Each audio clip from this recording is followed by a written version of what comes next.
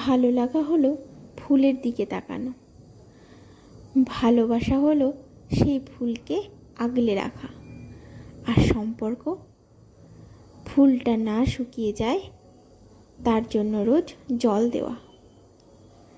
ভালো লাগা একরকম আবেগ, যেমন কেউ রাস্তার পাশে ফুটে থাকা ফুল দেখে থেমে যায়, ছবিও তোলে। আর ভালোবাসা তখন হয় যখন সে ফুলটাকে নিজের বাগানে রোপণ করে। কিন্তু শুধু ভালো লাগালেই তো চলবে না, সম্পর্কই হলো সেই নিয়মিত যত্ন, সেই জল, সেই আলো, যাতে ভালোবাসা বাঁচে, ফুলটাও টিকে থাকে। ভালো লাগা আসে হঠাৎ করে, ভালোবাসা আসে একটু সময় নিয়ে, আর সম্পর্ক ওটা গড়ে তুলতে হয় প্রতিদিন। একদিন জল না দিলে ফুল শুকিয়ে যায়, একদিন কথা না বললেও মনও শুকিয়ে যায়।